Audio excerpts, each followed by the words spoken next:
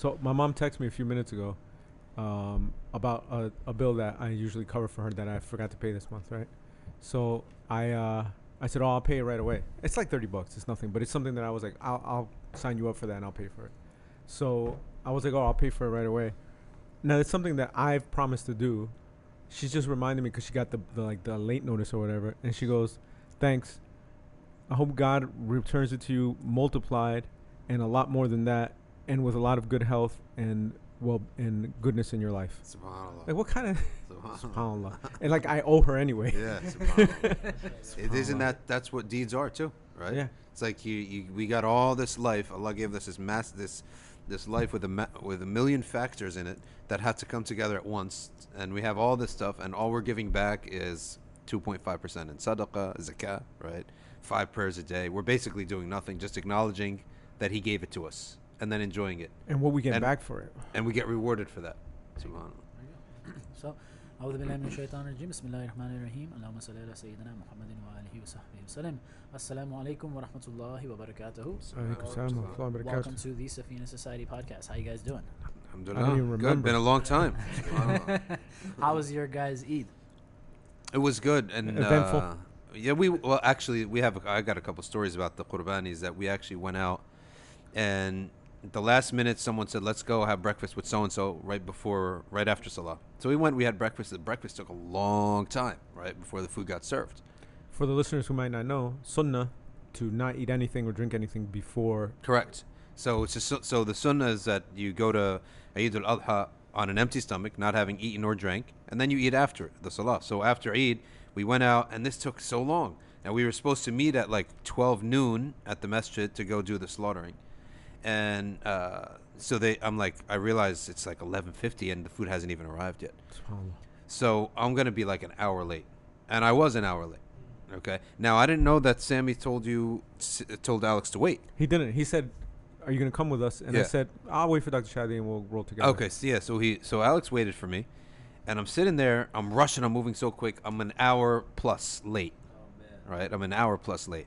So I get to the masjid, and he's there, and then lo and behold, what happens when you meet at the masjid? As soon as you're about to leave, adhan, right?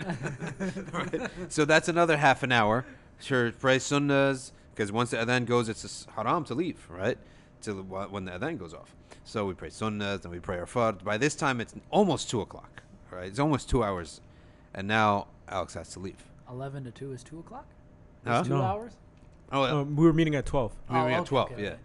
And Alex has to leave, go visit says he's going to visit his mom up north, right? And the udhiyah was up north. So I said, well, slaughter and go. He's like, no, I got to pick up Zainab, which is down south, right? So I was like, oh, forget this. So he's like, I'm out. I can't do this. I was making sujood. I felt so bad that I made him miss his slaughter. This is like Right. that one time you made me come up for like 4 hours. I stayed at the masjid and he drove in the wrong direction for 2 hours trying to get Oh, there. I remember that. Yes, that was a party that we wanted to have, a dinner party we wanted to have. And I went to pick up a kid for 15 minutes. I ended up getting lost. By the way, all of this always works out though. Yeah. So I'm sitting there and I'm saying to myself, this is my fault. I'm causing him Mrs. Udhiyah, right? It's all my fault. Sorry, we also already sent to Africa. So Oh, this okay, was good. bonus. Oh, good. So then we turn around, we go, and he's like, I got to go. So I was like, I felt really bad. He went, missed his Udhiyah. We all went, drove up, me and a couple other carfuls of people. We get there, and Sammy comes to us straight away. He's like, no one's slaughtering. There's a water main break. Nobody's slaughtering today.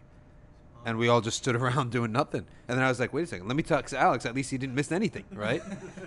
So we had driven an hour up, right? Got there, no slaughter. And then drove an hour back down, 2 hours of our time. So Alex was like, wow, subhanAllah, waiting for you for an hour saved me the rest of the day. Subhanallah. There you go. Alhamdulillah. Subhanallah. Yeah. That's the first story about the Udhiyah. That's actually a dini one, because he replied back and he said, subhanAllah, waiting for your Muslim brother and then obeying your mother, right? That's what saved me, right? Because he waited for me and then he went to visit his mom. So, and he chose his mom then to slaughter, which is the right thing to do, right? So the other story, which is more on the comical side. I'm doing a wedding yesterday. It's an Egyptian wedding. Okay. That could be just the joke by itself, but it's not. I So thought you weren't going to Egyptian weddings anymore. no, I was conducting it in the masjid. Oh, okay. Yeah. So I'm conducting this wedding, and there's an older white man and a white woman there, and they're the only non-Egyptians. So afterwards, they wanted to talk to me. The husband comes and he says a nice talk and everything, and you really benefited from it, etc. Then the wife comes and we're talking, and I'm trying to talk to them because they're guests. And she gets into the fact that she has animals. She loves animals, right? So she's carrying on about her different animals, and I'm like, I sort of like it. You know, animals are like comfortable, close to nature, and all that stuff. So she goes, her eye starts welling up. She said, "Accept this." I said, "What happened?" She said, "Well, we have a farm. The township shut us down." Okay, I said, "You're not big enough." So the guy that we knew from the wedding, he said, "I know an Egyptian lady with a farm. You can go use her land." So Hoda, right? So go use Hoda's land. So she's like, backyard. So we're using Hoda and Hosam's land, right, for the yard. I was like, okay, and she's like, and I had a pet lamb for the last 12 years that I raised myself, okay, and I didn't know it was Eid. And lo and behold, a couple days after Eid, Hosam comes to my house, puts his head down. He says, "You know me. You know how much I care for your animals. There was a mix-up."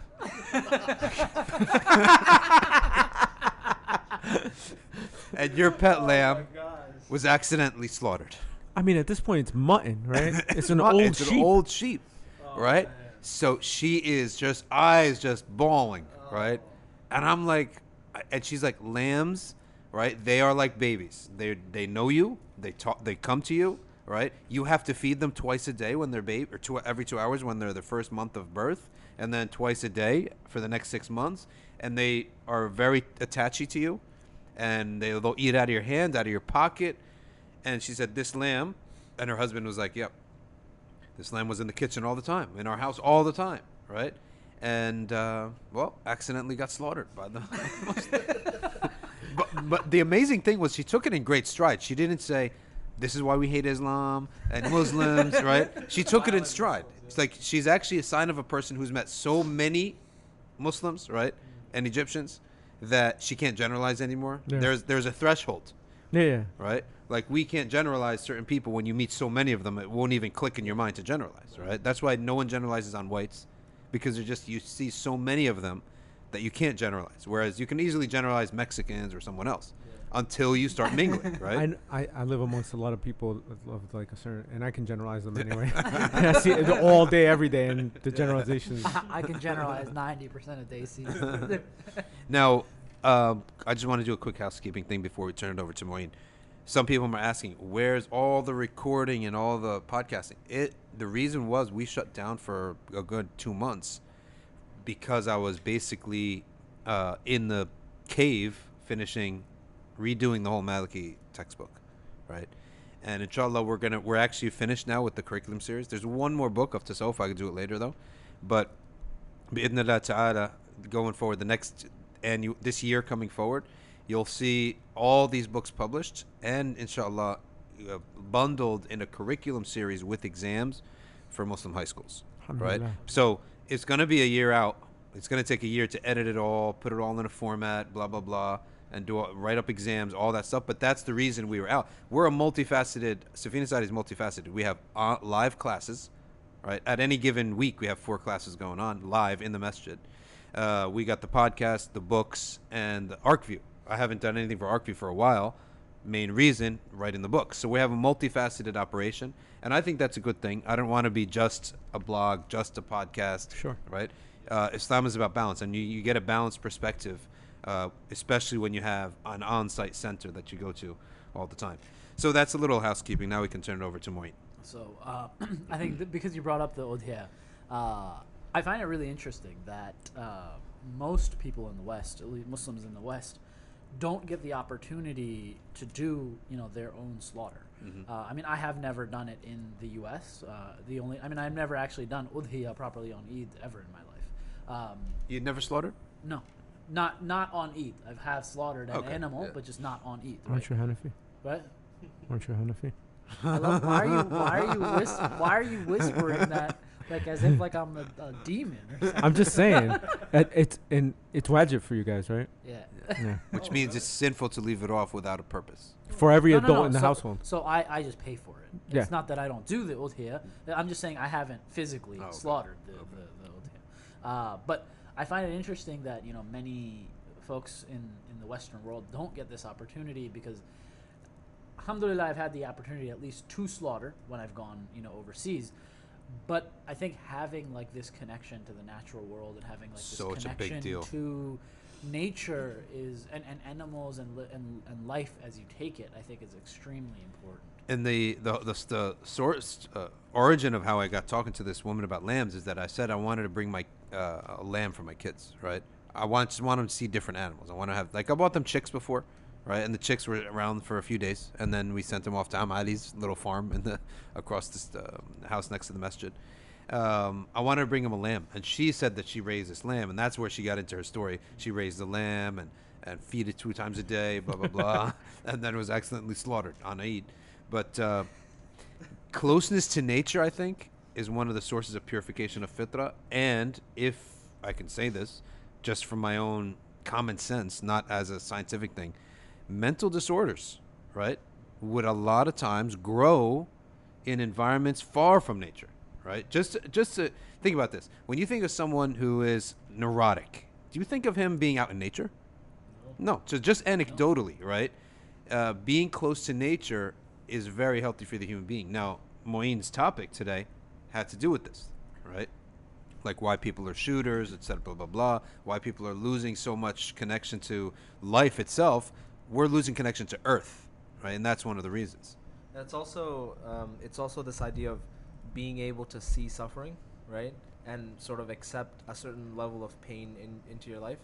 I mean, I went with my dad to get the meat, and it was the first time that I saw a cow being slaughtered in 12 years, right, 15 years. And I was texting Moy, and I'm like, am I just weak, right? I was like traumatized, right? And but then I was thinking, here we are giving the animal the honor of actually taking it by the hand and actually giving it proper slaughter. There's so many animals that are just sort of just killed, right, mercilessly.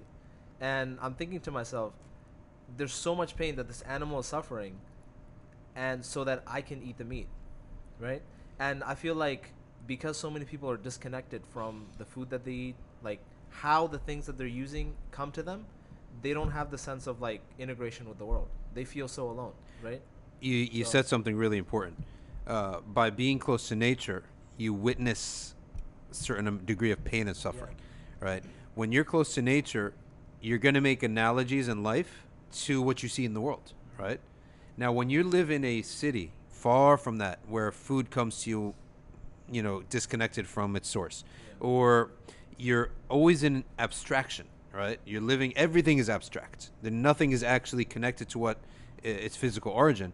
So when something bad happens, you actually can easily make an analogy, right? The analogy to animals, you see animals suffering all the time. You see animals dying. You see animals hunting, right? And hunting each other. So the analogy to nature, okay, allows or adapts people to handle suffering a lot more, as opposed to living in a completely, pain-free, abstract environment of human beings alone, right? Then you don't realize why would it have to tolerate any pain at all, right? And it's actually scientifically proven that neuroticism happens in neurotic qualities go up in a more stable environment because people are less likely to take risks, right? And you actually have very extroverted people tend to be in tribes. So tribal people like Turks and things like that. Yeah. They're very extroverted. Why? Because they're always hunting, they're always doing stuff, they're taking risks. But because we live in a society that's completely cut off from suffering, anything that you want, it's there. Yeah. And you're just sitting on your butt all day, watching, playing video games like me. Yeah. It's, it's like your degree of the threshold of your pain just goes up. The littlest pinch can throw you off. You're atrophied. You atrophy. Yeah. Yeah. Just as an aside to this, there was a Turkish sheikh, rahimahullah, he passed away now, who used to say that slaughtering Mm-hmm. cures depression. Subhanallah. So if somebody's really depressed and they're like, feeling anxious, and they're like, they should go and do a slaughter, and Subhanallah. it'll bring up their spirits. Ajib. Yeah. Ajib. I wonder there- why that is. Allah alam, I never asked him for his dalil because I gave those ways up a long time ago. But I also Well- have no reason to doubt it because the work that he did on his muniz it Subhanallah. worked. I saw it. So Well, we saw a slaughter. We actually saw a man. There was a Nigerian group that went for the slaughtering, and this guy had literally a kitchen knife. Right? It was a good sized kitchen knife, but he actually took the animal from slaughter to bagged it. He bagged it, everything in 35, 40 minutes. Right? And I was like, "Are you like a pro? It's like this is your job?" He's like, "No, I just did it a couple times in the home country." Right? But he literally, with a kitchen knife, cut it up in a certain way and took the skin off. But when it came time for the actual slaughter, my kids were there. Someone was like, "Are you gonna let them see it?" I was like, "I'm gonna let them see it, right? I want them to have. Of course. I want them to have a full childhood, right? And who knows when they're gonna get a next chance? And why should we shelter them, right? So they looked. I said, "Kids, it's up to you. If you want to look, look." I said they all wanted to look. They a man came and he did it wrong, right? He did it really badly. He hung the animal upside down, and he took a knife that was not sharp yet, and he's hacking away, and it failed. Everyone said, "Hey, you're doing it wrong." So this Nigerian came in, took it, laid it down, took a sharp knife, and boom, boom, in 2 strikes, it was done. Right? Right. Now look at the reaction. This is a great ni'mah and hikmah, because my kid said, "Oh, alhamdulillah, he did it right." So Alhamdulillah. by seeing it done wrong, right? They're like, "Well, we know that's wrong, but this method is much better." So you're seeing actually the right way to do it. And we say that the slaughter of an animal by a Muslim for food is the martyrdom of the animal, right? And to be slaughtered on Eid al-Adha is the highest martyrdom, right? So I tried to bring, like, they love animals, right? So we spent time feeding the chicken and the goose and the goats, and they were so upset at the wrong way of slaughtering. I was like, "Oh, that's fine. As long as we recognize there's balance in the world, we have to eat the animals, right? But just have to be slaughtered in the right way." And they're like, yeah, we have to eat the animals, otherwise the world would be overrun by animals, right? And also, cycle of life, right? They circle of life. I've seen Lion King, and he says we eat the animals, and then the animals become us. Then we die. Then we go into the grass. Then the animals eat the grass, right? So that's actually great wisdom right there. So the vegan extremism has been vaccinated. There will be no vegans, inshallah, in the Al Masri Mashallah. family. I think I and most people have less of a problem with the vegan attitude of not eating so much meat, Yeah. right? Because I can agree, like, you should not consume ridiculous amounts of meat, not treat animals wrong, not have unethical ways of slaughter, etc., etc., Yeah. etc. That has nothing to do with eating meat, right? Those are all Excessive eating meat? Yeah, Yeah. That has nothing to do with that. Yeah. We believe in all of those things, right? But I think we're just sort of speaking out against the what is the point of the not eating meat? That's Yeah. not going to solve all the other problems, Yeah. right? Like, not eating meat is not going to solve animals not being slaughtered. It's not going to solve unethical treatment of humans and animals, Yeah. right, all across the world. That's not going to do anything, Yeah. right? It's not actually. You're totally right. It's an extreme that's not going to solve anything. Right. Like back in the day, when you had people discovering tasawwuf in a Salafi community, right? So what did they do? Cancel the whole thing.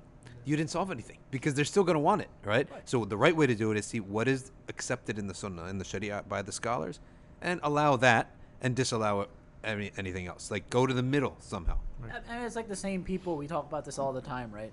These people are, they have MacBook Pros and iPhones, and they're like How's that vegans, with the environment? and it's like, these things are made by child labor, in other countries, right? And by extracting rare earth minerals from Africa. Right. Yeah. So let's ignore all of the other things, but we're going to concentrate on this one little tiny issue. But anyways, Alex wanted to say something.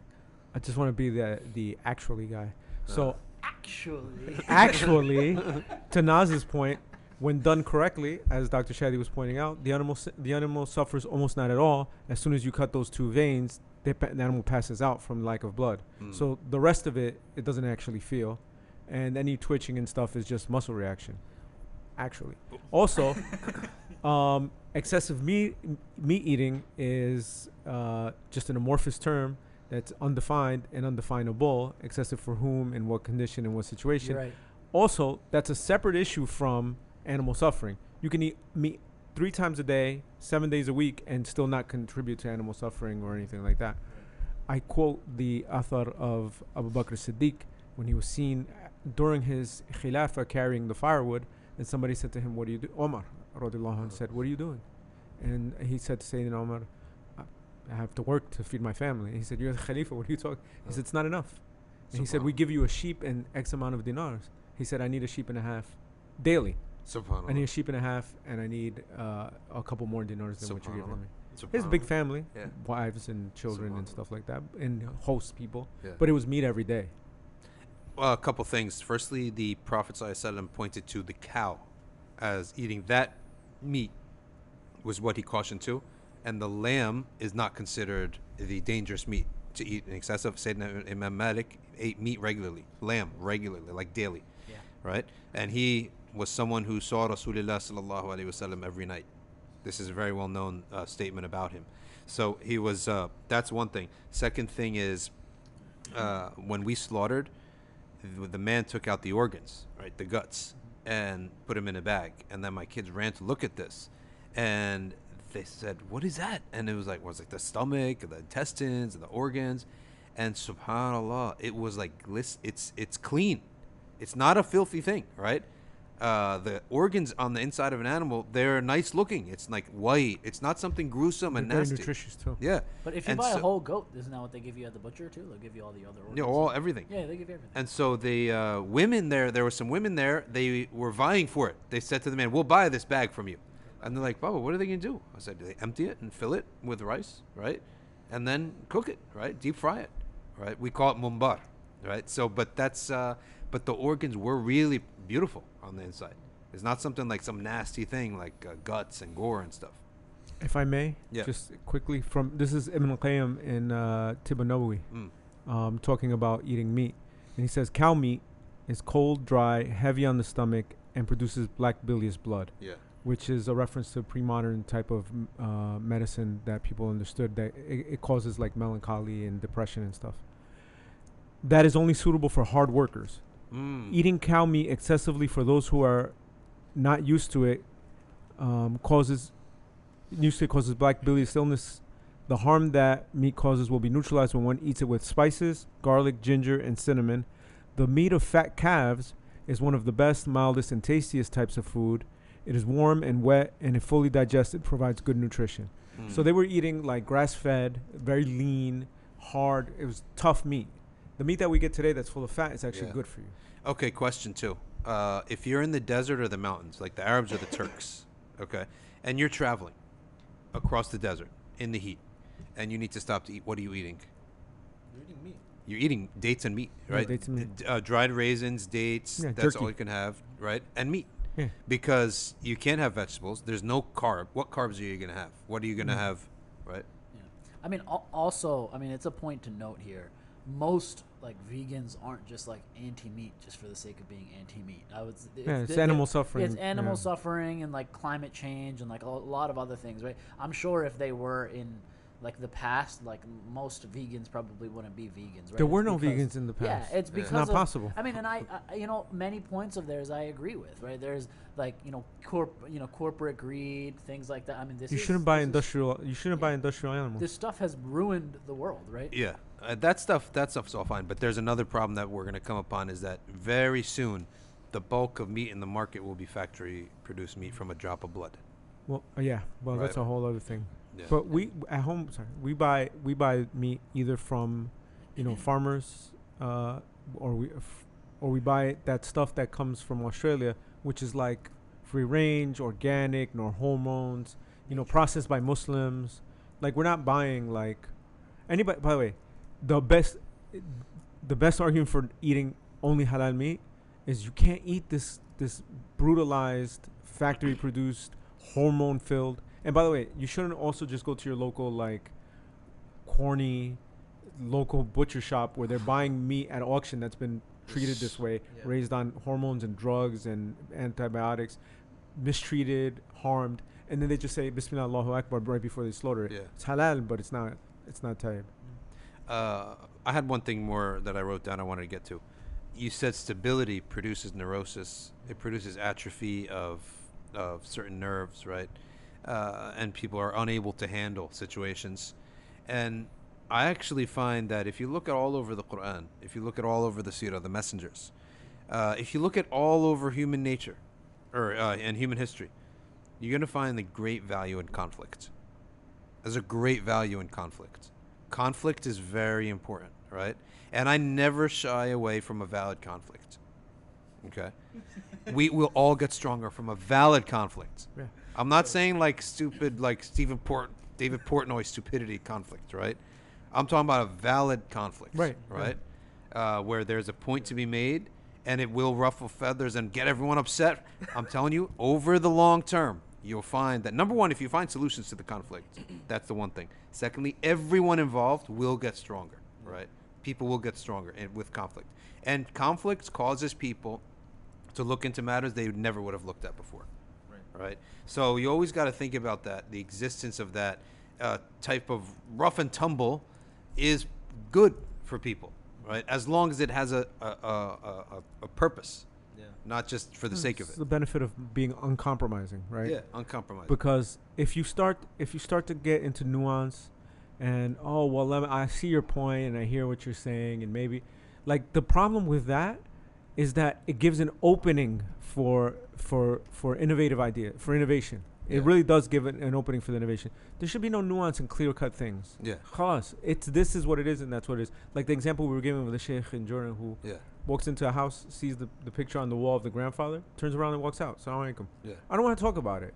There's nothing to compromise. There's no, okay, I understand, or, hey, let me talk to you about. No, you should just know that it's wrong and that's it. We're going to get to Nas right now. I just want to throw in one thing is that I believe most people, usually East Coast, West Coast people, maybe London, they want to nuance because they're very afraid of conflict, right? They're really afraid of you. If you hang out with these people, right, and you talk to them, they are very conflict averse.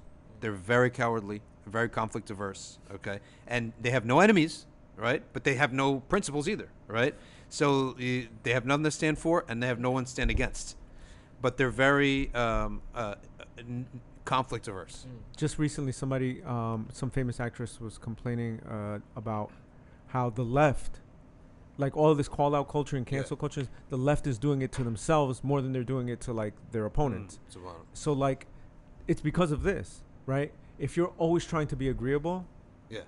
you start picking each other apart on the little things, and Mhm. you're no longer dealing with major issues because you're great on that because you conceded and you compromised and we'll agree. Now you have to argue about the little things, Yeah. and now you're throwing each other to the wolves over like a misstatement. Yeah. I mispronounced that word. I didn't mean to say that. Too late. You're done. You're You're out. canceled. Yeah. You're out. And it only happens to the people that are overly agreeable. Yeah. You know what's funny is that we were discussing personality types. So Yeah. I recently did a presentation on personality types. You know, Safrawi, Damawi, Okay, the yeah. temperaments, right? We did the episode on that. Yeah, you did the episode on it. And the Safrawi temperament is both of you guys sitting over here. they absolutely love conflict. They Yeah. actually get turned on by, get energy by conflict. Yeah. Sorry, I didn't mean to say that. They get energy from conflict, and they also, their greatest strength is their willpower. Like if they focus their will on something, Yeah. they can stay up 3 months a row to do whatever, right? Destroy their enemy or Yeah. conquer the world, right? So Yeah. that has a very good that personality type has a very good skill. So do the other personality types. So there is actually a time when we should be introspective and reflective, right? Which the melancholic personality type does very well, right? And you'll see like a lot of people of the tasawwuf, the people that wrote books, they tend, like Imam Ghazali, perfect example of a melancholic personality. Very introspective, very logical. He can come up with all these arguments. So it's really about when should we create conflict and stick to our principles, and when should we be understanding. Sheikh Yunus Yeah. Yeah. in in Sheikh No's book. Oh yeah, yes. Right, right. Yeah. Anyway, the reason I wanted to interject was to summarize what I've been hearing so far is that there's a thread of humanity within some of the rules of Islam. That some of the rules of Islam forces us to interact with the real world. Mhm. Even if you're a person, like I'm a person, I don't want to interact with the real world, right? I've never went to see my dad or people go and slaughter the animals, right? This year I was reading fiqh of Hajj and I feel guilty that I didn't know anything about Hajj and I didn't know anything about Qurbani, right? And I make enough money now, I have to give Qurbani. I was reading and I'm like, I should go and see it, right? Because why be a loser? So Not go and do it. You just go and see it. inshallah, one day I'll do it. Inshallah. So this, like, if you Islam actually demands of you, regardless of your personality, it demands some type of interaction with the world, and even interaction with some of those unpleasant things too, like you're killing an animal, right? Some people would find that unpleasant, but it forces you to have these values while you're doing those things. Mhm. And this is why, I want to turn it over to Muin in just a bit. This is why we chose this topic is what can Islam offer the modern world? It's giving us values. And if you look at all these movements like the LGBT movement, the women's rights movement, the vegan movement, all of them have some type of true principle that they're arguing for, right? For example, the vegans, they don't want to cause animal suffering. That's a good thing. Oh, we start with the Right? first one you said. LGBT. Okay. They don't like being bullied, right? People bullying people, right? So, I mean, it's okay. Just ignore me. Okay. I didn't say anything, man. But I have a defense for that one. Okay. But I'm not gonna give it. No, but I was gonna I didn't mean to cut you off. But what I was going to continue with your thought. So what I was saying is, all these people, they're creating these movements because they actually want the good, right? They actually want the good. Mm-hmm. But the thing is, they don't know what the good is. They don't know what the right amount of balance is. They don't know what values to aspire to. And we have today in the world, humanity is like, they don't know what values to aspire to. And the purpose of this podcast, I think the purpose of the topic is that Islam has something to offer us with giving us those values to aspire to in the right way. So. You said a couple things that were really, when you did the research for the problem of evil stuff, which was amazing, right? And you owe us the Inshallah. summary, inshallah, which I think you actually probably it's in my inbox. In any event, It probably is. right? But one of the things you said was Saeed Nursi said every action of a person is rooted in some adoration of a virtue.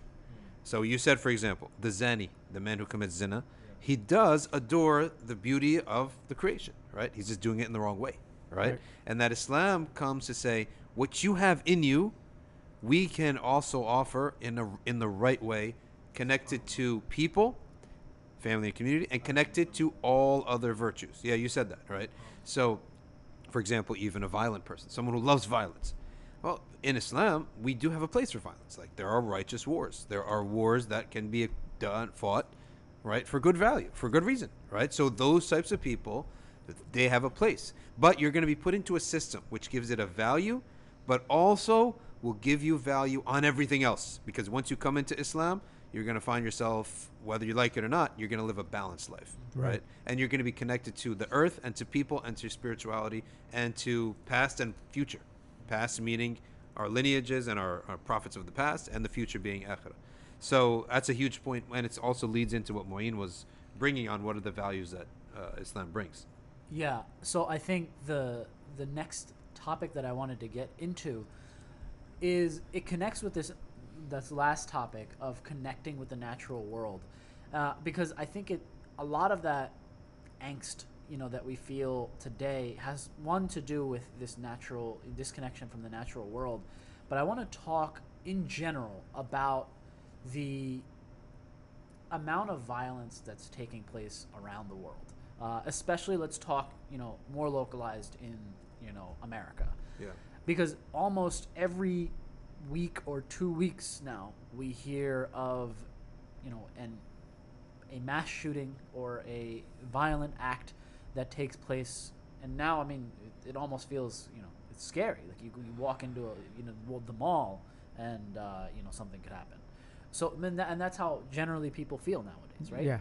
Now something that I've been thinking about is, what leads people to this, and what does Islam have to offer when it comes to understanding this worldview.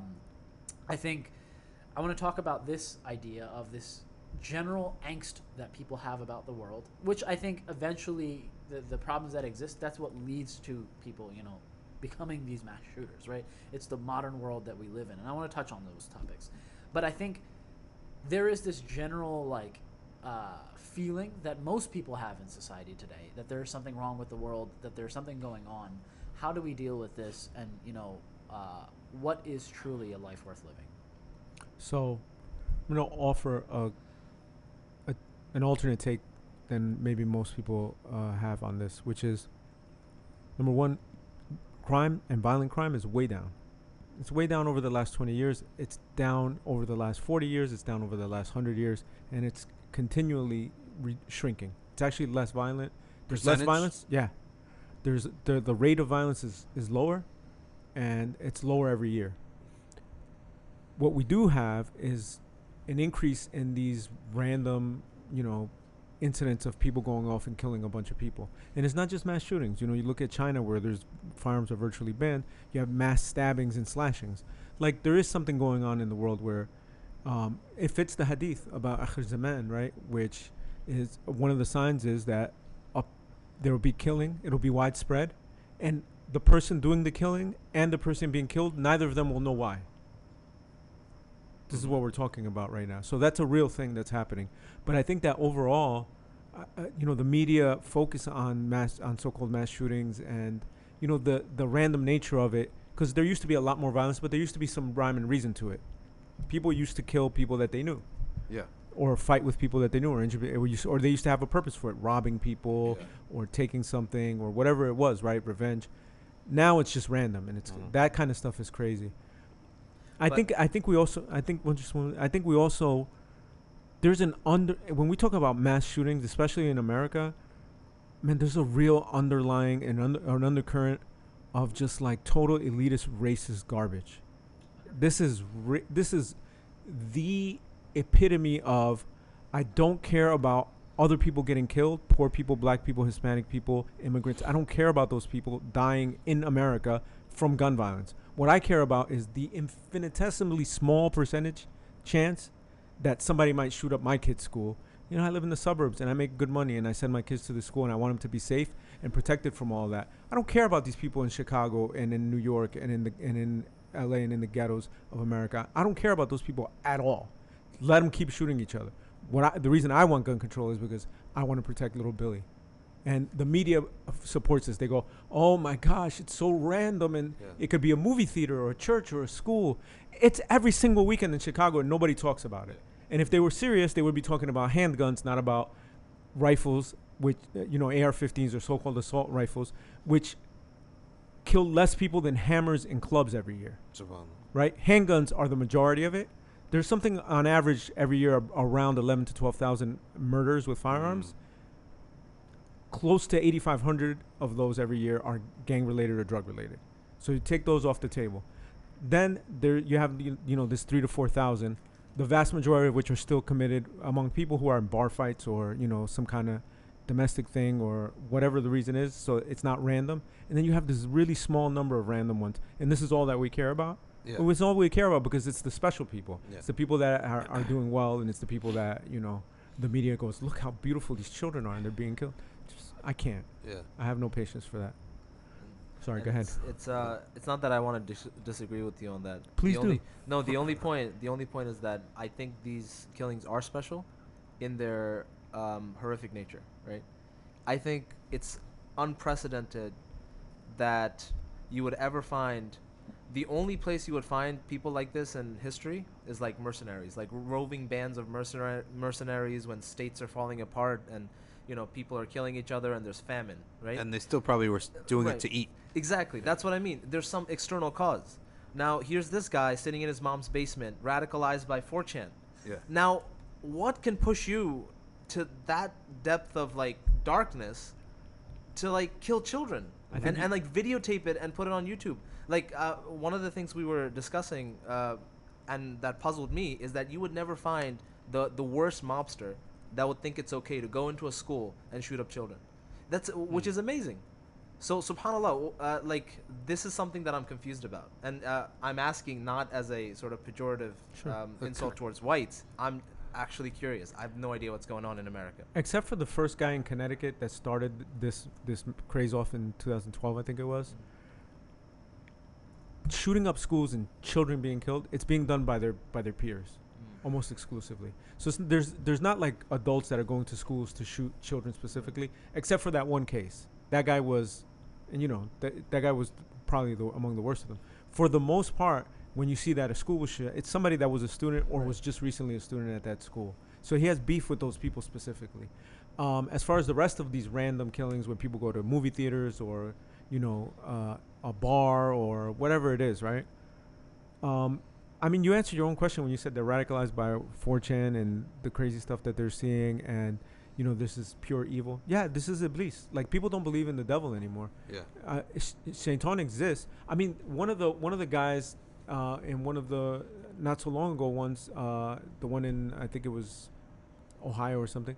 Guy was literally a Satanist. Yeah. Like it's not even like we're exaggerating. He literally worshipped Satan. So there's no question that there's satanic influences in this. That Iblis has an opening because we have no spirituality and no religion and no regard for Allah in any place in the world. And people don't even believe in him, so they're not watching out for him. I mean, Right. if you want to They're see, not guarding against him. just look at what these Hindus are doing Yeah. to the Muslims. I mean, if you want to talk about Satanism, Yeah. have you seen what they worship? Like, Yeah. it's not even an exaggeration. It's beyond the idol worship. This is Yeah. Iblis worship. It's عبادة الجن. بل كانوا يعبدون الجن. Yeah, this Quran is tells us. they worship shayateen. Yeah. Yeah, I don't want to hear any nuance. Oh, well, this is a manifestation of the Oh. of the Brahma. And please, those are shayateen. Yeah. And if these things are monstrous, and no healthy human heart can worship something, a monstrosity like that, unless there's something Wait a second. dark and evil in you. Are you condemning Hinduism? Wallahi. But you haven't studied it. What do you know about Hinduism? What's her name of 8 arms? You don't even know her name, but you're condemning Hinduism. It's Shiva. I actually did study Hinduism at the college level, and I So- can tell you that it's idol worship and shayateen worship. Yeah, I mean, but my point was on an ancillary point related to Radd al-Shubuhat, that when you negate an idea, all you need to know is where it crosses on your theology, right? Where does it cross the line on my theology? Like, if my neighbor comes in and his dog poops on my grass, right? I can go and attack that dog, right? To get off my grass. I don't need to know you. I don't need to know what you're going through, right? I don't need to know your circumstances. And Saturday Night Live had a great thing about nuance, right? This episode is called Black Jeopardy, okay? And then this episode, there's 2 black people and a white This guy. one with Tom Hanks. There's it's with a woman, Okay. a white woman, right? And the category is I don't know you for 500, right? So it's like something like someone walks right up to you and says, "Can I use your cell phone?" I don't know you, right? Right? Use your own phone. Next one, and then the next one. Finally, they get to the white lady, and she says, "She's like, I don't know you." And I don't know all of that you've been suffering, so I can't judge you. Right? Which technically, actually, by Husn al-Dhan standards, does actually have a stand. But it's obviously taken to a ridiculous end. But anyway, how did we get there? Yeah. Hot take. Yeah. Extending Ahl Kitab or Status. Ahl Dhimma status Yeah. to devil worshippers. Yeah. It's one of the greatest blunders in the Oh my during the God. period of expansion ever, and we're paying the cost for it Yeah. now. Yeah, I think we got there because we were talking about the idea of, you can't constantly have like nuance about other things. And I think one thing I wanted to link back to this idea, because we talked about it earlier, is I think that's actually what's led the world kind of in the direction that it has. Yeah. Right? Because of the lack of values, the lack of true understanding Certainty. and certainty in anything at all, absolutely anything at all, right? Now, let's say like you have a random bout with somebody about a topic. Let's say, I don't know, toothbrushes. Keep it like civil as possible. Okay. Right? Rotating or vibrating. Right. There's gonna be some guy who's gonna be like, oh, you don't really have to brush your teeth because of X, Y, and Z, right? All you have to do is floss. And like and then there's gonna be like, oh, but you don't know the nuance of like how enamel decay or something, right? And then there's gonna be another person, and then the third person be like, you know what? Yeah. I don't really care. This is nonsense. I'm just trying to watch Yeah. Netflix, and I'm gonna brush my teeth, right? Yeah. I mean, this is actually the state of almost like the majority of the Western Yeah. world now, which is, I don't want to learn anything. I don't want to do anything. Just leave me alone. I'm burnt out by my 9 to 5. Yeah. I'm just trying to go home. I'm just trying to chill. Right? That's absolutely true. Listen. Like, Pe- I don't want I to know go to the people. masjid. All the Maulvis are Yeah. fighting. All of you guys can leave your Aqidah debates. I'm just trying to chill. Listen, which is actually like most of my friends, by the way. But listen, Most of his friends do. Most of all of our I know friends. That's people. most people. Yeah, I know people. Okay, I know people who, when they're posed between two opposing opinions, their immediate instinct is, how do I bring these two opinions together? Right? Their immediate instinct is not, all right, what is the foundation of the question? Right? And then what are the facts that we know? And what must be eliminated and what must necessarily be true? And what is speculative? That's how thinking should work. But rather, people go by emotion. Not just other people's emotion, their emotion, their fear of ever having to say, this is what's right and that's what's wrong. Right? They're also going, add that now, they don't want to hurt Moeen's feelings, they don't want to hurt Naz's feelings, right? But I'm saying, wait a second, to give you an impression of falsehood, that would be the worst injustice. Right? To tell you that actually you're actually making a mistake on this, right? And this is what's right, is a far less discomfort than to let you go on in a wrong position, right? On a wrong belief. Like, you want to take, which way are you going to go home? I'm going to take route 1 south. Well, no, maybe taking 1 north is better to the turnpike south, right? So yeah, you'll be going north for a little bit, but you'll go south after that straight shot, rather than 1 south, and then 1 south is not actually south, it's southwest. And it takes forever and there's And lights. it takes forever and it's lights. So just because it says 1 south, in New Jersey, it doesn't mean it's 1 south. It's actually 1 southwest. Okay? So if I was to argue with that, rather than say, okay, Moeen wants to take 1 south, let him take 1 south, because that's what makes him comfortable. He identifies with 1 south, right? And then there's the guy who jumps in and goes, well, both are right. Yeah, And- exactly. I can't stand this, right? And nuance exists. The prerequisite of the existence of nuance is ambiguity. Uh-huh. It's ambiguity. Yeah. When you have certainty, we say in fiqh, la fatwa ma'an nas. When you have certainty, there's no ambiguity. And that's why legal terms, they try to remove ambiguity completely, right, from it. Okay? And when they want nuance, they want, some senator wants to put some corruption in it, he makes the terms ambiguous to the bill, right? My favorite joke from when I was a kid is one of my friend's mother had, his sister was like dating. This is non-Muslims I grew up with. His sister was like dating, and the mother was like, I don't want to see you with those boys. You're going to end up really pregnant or very pregnant, something like that. And we were all like, how are you sort of like, you're either pregnant or you're not. It's black and white. It's black and white. You can't And- be very pregnant. Yeah. You're either pregnant or you're not.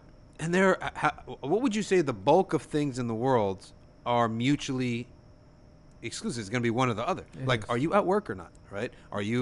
Did you wake up or not? Wow. Right? if you work in Waynesfield, you may or may not be at work at the same time. That's Schrodinger's job. You may be at work but not working. He has a quantum job. So this concept and this idea, okay, you know what's funny?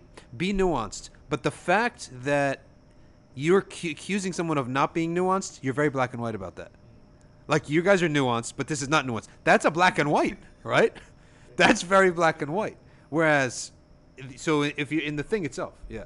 The reason I brought this up, right, is this idea of nuance, is because there are still people out there who are going to take nuanced approaches to, like, school shootings, who would take nuanced approach. Trust me, Maybe not now. In 5 Yeah. years, in 6 years. I just did. I said, "What are you getting all upset about? Relax. The world is better than it was 5 years ago." Right, but here's the problem, right? When you don't have concrete lines of, okay, this is what it is, and I'm just gonna stick to it, and I can ignore everything else. You don't have that anymore, right? Back 50 years ago, that's what it was. Things were very plain, very black and white, at least about like the majority of issues, and your life wasn't nuanced, you know. So how do you actually live a life properly as a Muslim? You know, while all of this like postmodern like nuance is out there, right? I'll tell you one thing. Naz, did you have your hand up? You want to say something? Yeah, I do. All right, let me say something first. Okay. No nuance. No nuance. No nuance. No, I was gonna contradict Moin, but you can go Okay. ahead. I was just reading Imam Malik, some of his statements, and one of his statements is, "المنهج هو ما عليه كثرة الناس," right, or غلبة الناس. So he says that what the bulk of people are upon, this is the way, right? And he says even if there is something stronger or better, why? Because you need the unity of people, or you need the majority of people to do anything. There's no point in having a greater idea when you're one against a million, right? That's one thing. Secondly, what you said about Islam, what you said about Islam, it forces you to be close to nature, forces you to be close to regular people. This is what I love about Islam, right? It forces a person to go pray in the masjid, and in the masjid you're going to see people who are very normal people. So you know what normalcy is. We really have a clue what normalcy is. What the bulk of the people in the masjid hold to be the norm is the norm for us Muslims, right? Mm-hmm. That's the norm. Whether it's clothes, what's men's clothes, what's women's clothes, etc., blah blah blah. So when I get that, I'm rooted in a lot of those things that could go either way. All right, I have a majority opinion right off the bat, whatever the common folk is. Yeah, If you don't have a masjid around, as is the case for where I live, very big problem. You do have a masjid. nobody's there. If you don't have a masjid with people, where you live in a remote location in the United States or anywhere else in the world, at least in the Western world, try to go to public places where there's just normal people. I think like the public. Unfortunately, You might get shot. Unfortunately, the Sorry, it's not American funny. public is so diverse, right? It's so diverse. Like we have diversity in the masjid. That's normal diversity. We have like ethnic diversity, right? Racial diversity, but we don't have diversity of beliefs. Everyone believes in Allah, right? Everyone's gonna pray. People don't lie. People won't be staring at your right. People coming naked, right? So that might be the problem, because we're too cosmopolitan. No one can take a position because any one position will offend a significant percentage of the population, right? But I think to Main's point, he's right. One of the things that people think that I'm crazy, especially down here in South Jersey where we live. But I actually like New York City. Yeah. There's a lot of facade. Which part? Blue collar or white collar? Manhattan or like both Brooklyn, actually. Queens? Like Okay. I like Manhattan. It has good things to offer, and I also Yeah. like going out to Brooklyn. Yeah. Like especially like Atlantic Avenue. It's like a really nice area. There's a lot of Muslims there. There's like a Salafi masjid. There's Muslim Yeah. shops. There's the best Yemeni restaurant I've ever been to. Yeah. But even like ghetto Brooklyn is good. It's just a different vibe than Yeah. you get out here in the country. Mm-hmm. then- Got you. And one of the good things is that there's like human beings. Yeah. Like it's a city and it's all made out of concrete and metal and glass, right? But there's human beings Some and there's friction. human activity and Yeah. there's life there. And I think that that's a good thing too. Yeah. I think that what's really bad is the in between, right? Like if you live out at like a natural rural country life where you know your neighbors well and you're farming and you have like you can look at stars at night because it's not light polluted, that's beautiful. That's fantastic. Or if you live in a cosmopolitan area, if you like Istanbul is great. There's great energy. London Yeah. is amazing, right? There's a lot of good energy there. Living in these suburban subdivisions where like they're not even real neighborhoods. There's no store. Where's the neighborhood store? Mm. Like there's nothing. There's no pizza shop. You gotta order Domino's. Like, this is not. I think that's actually very bad. And that's, by the way, that's the seed of malaise in American society. So I call it It's- suburban. Yeah, it's the place. It's when you've left the city to go to. By the way, in other countries, the suburbs are the ghettos. Yeah. Like the people that are Poor. the people with money live in the cities, and That's- the poor people have to live on the outskirts. That's why one of my habits is to keep the same vendors. For example, a dry cleaner, same dry cleaner, right? So now we know each other by name for years, Yeah, yeah, right? Buying food, we go to the same two places to buy the food. Buy the meat, same place. yeah. It's So important. you know the names, right? Naz, you wanted to say something? Yeah. So I was gonna disagree with everything you guys were talking about, but Go. so I think one of the reasons that shooters become shooters is everything you guys have said so far, that they're sort of detached from society, right? And they get into the spot where humanity sort of sucked out of them. Because I know you were saying that violence has decreased, right? But I think we should be concerned about the psychology of these people, because I think this is a hidden psychology that we have in modern people, right? Which is? Which is these people have completely lost the meaning of life, Yeah. right? Mhm. They've entered there's been a 50-year study on school shooters, and it was published in New York Times recently, and they found out that one of those common things was that right before they did their shooting, they reached a crisis point, something in their life. Maybe they lost their job, maybe they got called fat by people in school, or whatever, right? Like, something that tipped them over the edge.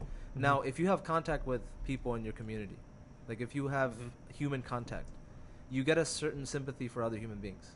And you also get this idea that, you know what, not every human being is like this person who was mean to me. Yeah. Right? And you also have the support system that at the last resort, you could at least go to somebody, right? You could at least go to somebody. But these school shooters, they were abused as children.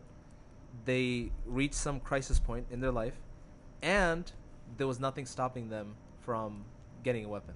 And I feel like this is one of those things that American individualism has led to. Yeah. Because Loneliness. Loneliness. Because this is why you don't see, like, let's say, black people commit, school shootings, because they have a collectivist culture. Yeah. Right. This is why you don't see minorities committing, school shootings. They act out in other ways, but not in this way. This is something. One article described it as like the violent suicide. Like a school shooting is like a violent suicide, right? And I'm gonna come back to this point later on about this fatalism, right? This complete loss of hope about everything about life, right? I think that's a lot of people are experiencing that today, and we should be concerned about how many people are experiencing that, right? Good points. And those are excellent points. And that's exactly what when it comes to those points, there's a number of different ideas and topics which actually I feel the modern person is affected by, right? And it's not just, the internet. It's not just social media.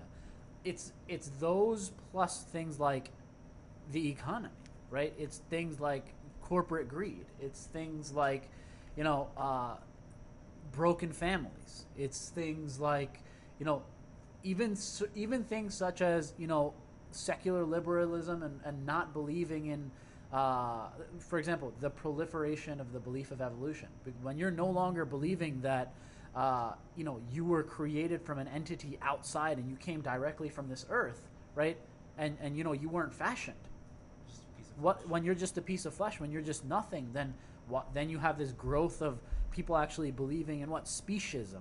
No, this is a thing. Yeah. Right? There's a sign in Philadelphia. I drive into work. It's like end speciesism. Which is that we think that the human Thinking being that is human superior. beings are superior. Okay. Right. So why doesn't he kill himself and get it over with? Yeah. He's too busy fighting for animal rights. Right. So, but that's a thing now, right? How Yeah. is that a thing? but it's a thing because there's a plethora of different attacks that are upon the modern man. Yeah. Right. And by man, I mean woman, man. See, this is the Say, thing. you can't even talk. You can't even talk. But don't even engage in that. No, but I only said it out of showcasing Yeah. that this is how ridiculous it is. Yeah. When you can't speak anymore, when you can't think anymore, then you turn into this fatalistic person that, listen, everything's in this death spiral. Yeah. The economy's in a death spiral. My religion is in a death spiral. My family's in a death spiral. My health is in a death spiral. My job is in a death spiral. Like, everything's going down. Whatever. Let me just, and 99% of people aren't going to go and become shooters. But instead, what? Depression. Let's go on painkillers. Go on phone apps. Let's go on painkillers. What is social media addiction except for a painkiller? painkiller. Right? It's- It's yeah. just another drug, right? Let's binge, hours of Game of Thrones and Netflix and Game of Thrones is haram. Let me just throw that out there. Yeah. But hours of just content and content and content. Why? To numb the human being of all of the death spiral that's around them, right? Yeah. So I think one core question I'd like to answer before we end eventually is, what does Islam have to offer to get us out of this death spiral? How do we live our lives to get through that? So I'm going to make two points. The first is, by all indicators, things are better in the world than they've ever been. So the death spiral is overwrought. I think it's people being like, it's not as good as I would like it to be, right? But I don't think that it's actually bad. I think that we can sit there and we can go, oh, look, this is happening and that's the world used to be way worse, way tougher. People died all over the place of curable diseases, of famine, of wars. Wars were widespread. The world was dangerous, and life was rough. But why didn't it feel I'll tell you. as bad? Let me tell Because you. they didn't have TV. No, I have a theory for this too. Number one, you weren't exposed to as much bad news. That's the first thing. Number two, there were not that many people in the world. Like, the world seems like it's teeming with people. Like, you get lost, right? Sure. Thirdly, friction. Back in the day, you had a lot of friction with people. Like, always friction by meaning interactions. Mm-hmm. Like, interactions with the earth, right? Why? Like, things weren't as smooth. You could fall, right? You had interactions with bullies in the streets, right? A school bully. School bully is very beneficial if it's limited, if it's controlled, right? If the school bully is controlled, like, it doesn't get to a point of driving a person to suicide, but a little bit of bullying in a school makes everyone a lot stronger, right? Whereas what did they do? They did anti-bullying in the schools. Finally, when the nation in 2016, a bully came on the block, no one knew what to do, right? When Trump came, he bullied the whole nation. No one knew what to do, right? Whereas I'm like, all these people, all you need is, have you never faced a bully, right? And look, Jeb Bush and all these people, there came a point where the only thing, I'm telling you, that would have stopped Trump was Jeb Bush was mesquite. He was out. You had the Miami guy. What was that guy's name? There was a couple. Rubio. Rubio. The only. He's just mesquite. He's probably seeing a therapist right now. Okay? The only thing that would have stopped the Trump machine is if Rubio would have went and grabbed him by the neck and punched him on live TV and embarrassed him. That was the only thing. Yeah. But no sense of thinking out of the box. No sense of taking a risk. Well, what did Trump win by? Everything is out of the box and taking risks, right? So you have everyone want to toe the line, and it's going to happen again. Might as just cancel the election. It's going to be Trump in 4, a sweep, right? So it's friction. We have not enough friction. So a touch of our immune system, we get sick. A touch in our emotions, we're going to sit on the couch, right? So the world is really not as bad as we seem to think that it is. But the perception is reality for a lot of people.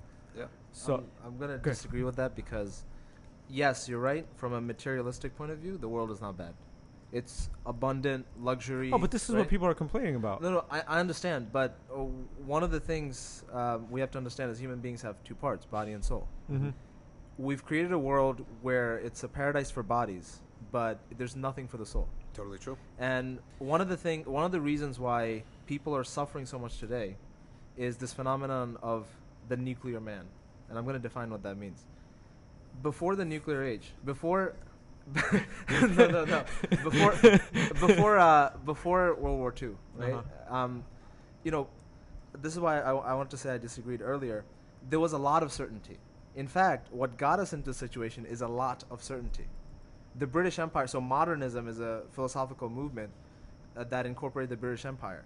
The British were very certain of their superiority. Yeah. White people were superior. Intellect is superior. Technology is superior. Materialism is superior. Everything else is dumb. Good point. Right? And what this led to is something so satanic, so horrible, it affected all of Europe, all of Asia. Right? Is World that War the II. fault of certainty or the fault of what they were certain about? What they were certain about. I'm coming to that point. World War II, so much suffering. The people that you saw as your role models were dropping bombs in other countries, killing thousands and millions of people. Yeah. Post-nuclear man just gave up, Yeah. right? Because look where their certainty got them. Yeah. My grandfathers, they're supposed to be my role models. Oh, this is the guy that, Yeah. owned slaves and dropped the bomb on Hiroshima, right? Yeah. So this is a person in the modern age. He cannot trust tradition, right? Mm-hmm. He has no trust of tradition. He has no idea of where he came from, right? He doesn't have any beliefs. How Yeah. can he have beliefs? Be- Look where yeah. beliefs got him, But right? but you know that what we believe is that kufr eats itself and exposes itself to be something that destroys itself. Exactly. right? And the thing is, I think the reason is not that people were too nuanced. It's that people were certain about the wrong thing. Yeah. So much so that when the right thing needs to be certain about, people start doubting it. Yeah. And I think the thing that we need to be certain about is Islam. That's really the only thing today in the Yeah. world. Maybe Catholics, I don't know. The only thing in the world today, a worldview that sort of offers you this type of certainty towards human values, right? Mhm. Human values, not these sort of anti-human values that intellect is the best, that the white man is supreme, right? But That- these that- human values, That a baby is just Yeah. tissue in the body. Mhm. exactly.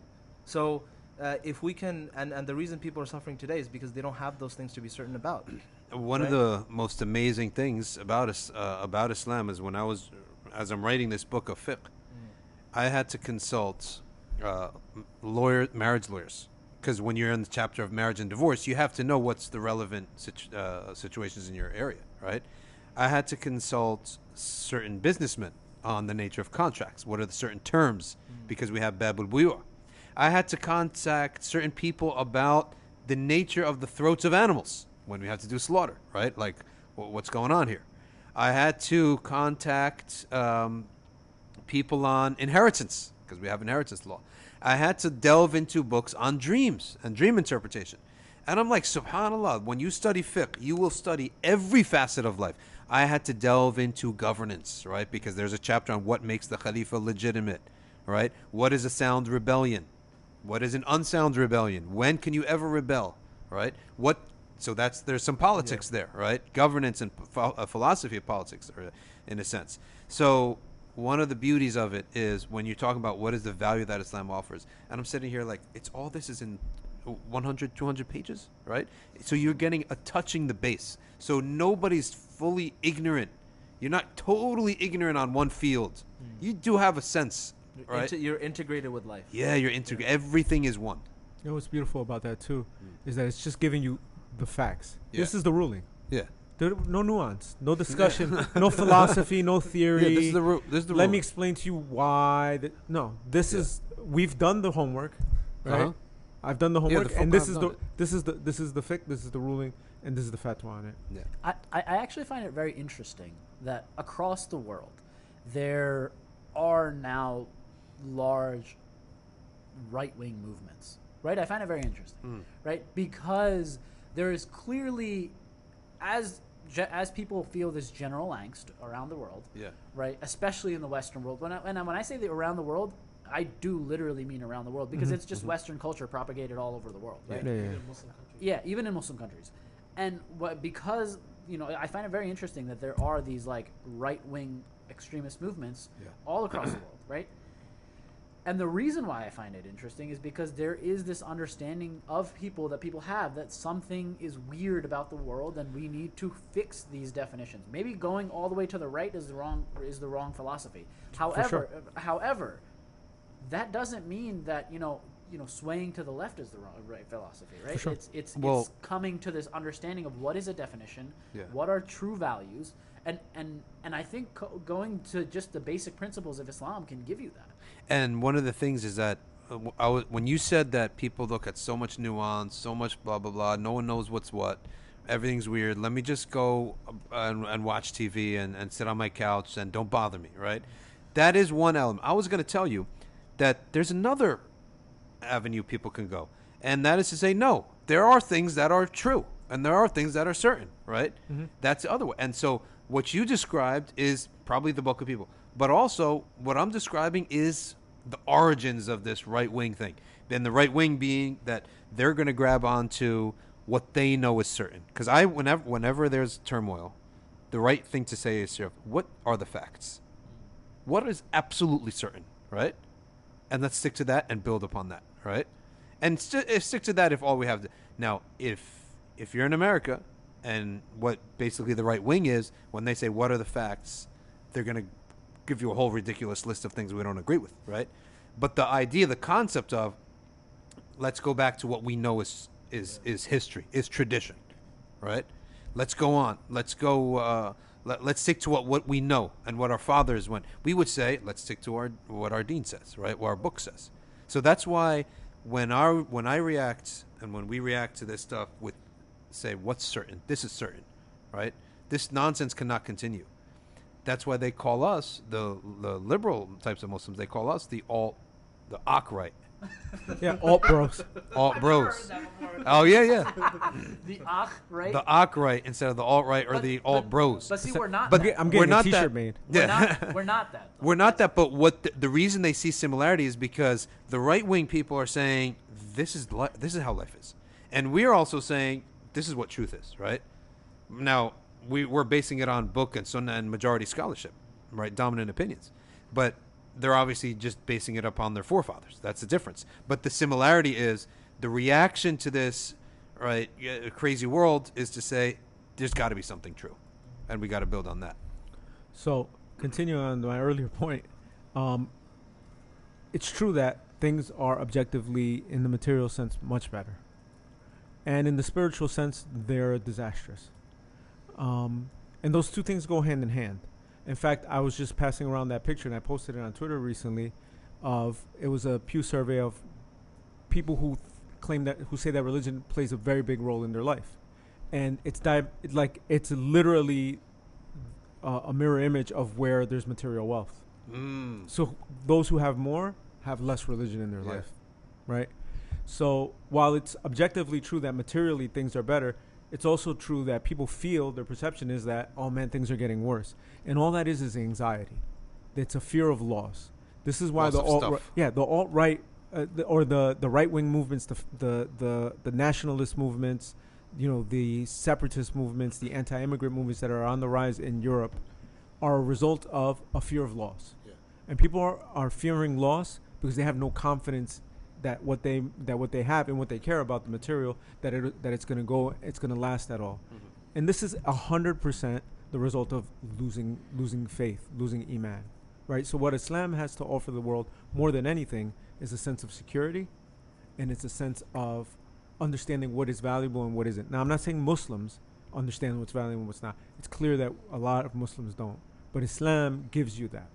I'm just gonna just to end it. I just recently watched a documentary on people choosing alternative ways of meeting their end, right? So some of it was like, I want to having like a natural burial. I don't want to have like, a big casket. What are you watching? It's on HBO. It was a documentary about alternative ways that people choose to die. I mean, we're all gonna die. It's actually a good topic. And there was like one story about these people whose kid had like a childhood disease, and he died. And one of the things that he said, he was like 4. He was like, just please throw a party for my friends, like a comic book hero party, whatever. I would love to see that, right? Or I would have loved that. So instead of having a big funeral where everybody was miserable, they did a small funeral just for family, and then they threw this big party for all his like classmates or whatever, stuff like that. But the bulk of it, for some reason, focused on this one guy. He was a Silicon Valley software engineer. He was, it's true. He had terminal cancer, and he chose to. He got some medicine from a doctor, right? Assisted suicide stuff, and he was going to kill himself. Yep. So I'm watching this, right? And the guy gets his family together. He goes, it's going to be tomorrow. This is our last dinner together, etc., right? But he's driving himself to and from this like gathering with his family. And I'm like, I'm outraged. Yeah. Not because he wants to kill himself. Do what you want. But like, where's your understanding? Like, if you have one more second, that's one more istighfar that you can do. Like, you can make tawbah. You can benefit people. You could do a good thing. Like, you were healthy. I know you're dying, but you might have had months, even if you had days. Like, how could you just quit? How could you quit early? No reason when to start. At any second, it could be the one phrase that changes you from Jahannam to Jannah. And this is something that Islam gives you, right? It gives you the hope that even in the last moment, things could turn for the better, and that you have something to live for, and that you don't want to commit atrocities while you're living. There's a beautiful saying from Malik. He said that new questions came to Sayyidina Umar bin Khattab, and Umar bin Khattab didn't like to answer them. All right, he left them blank. So he wasn't a Hanafi.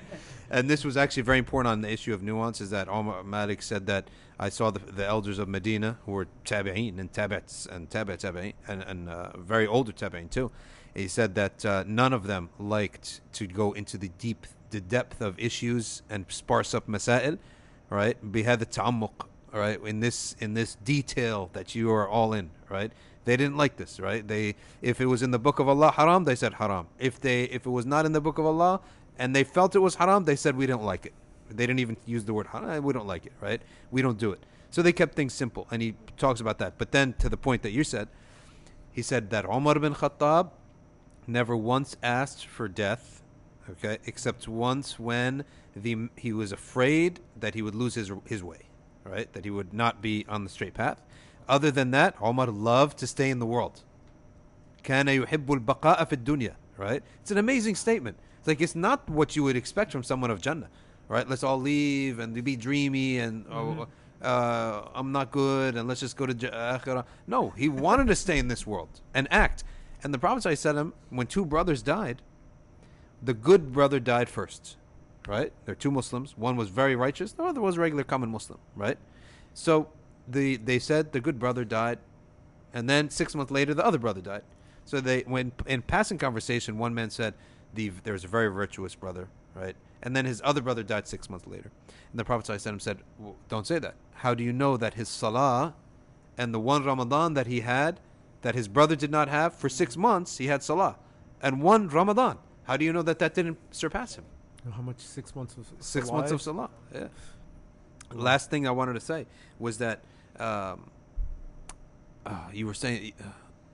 Actually, go ahead. I just skipped my mind what I was going to say. No, but so you're right. And so the thing about saying Umar radiallahu anh, it points out that when you have deeds, good deeds, yeah, then that gives you a different perspective on life. Yeah. Right. So one of the other common factors, and I know this is going to be less nuanced than the way the studies are done, but the common factor with these mass shooters, yeah, with people who join terrorist groups, people who do suicide bombings, people who join neo-Nazi groups, people who join the Ku Klux Klan, across the board, they're losers, right? These are people who have nothing. They're often these guys, according to the study now, there's like an inciting incident that pushes them over the edge, but they sucked before that, yeah, right? Everything they did, they were losers. Similarly, these guys that join these groups, they're losers. They got nothing. It's often you find these guys that get talked into becoming like suicide bombers or whatever. They lost their job. They flunked out of school because they didn't want to study because they were lazy because they were playing, Call of Duty instead of going to class. And then they go, oh, I have nothing. Or they're people who never practiced deen, who were never religious, who had, petty criminal offenses. You find this a lot in the European ones. Petty criminal offenses, drugs, theft, right? He's got a girlfriend who left him. He's dating some European girl, and then she leaves him, and he's like, oh, I got nothing. And these guys go, oh, praise Allah, and then we'll get you to Jannah. Like we have the shortcut to Jannah. Yeah. Blow some people up, so or shoot up a club. Yeah. What's that? The 4 wives. Yeah.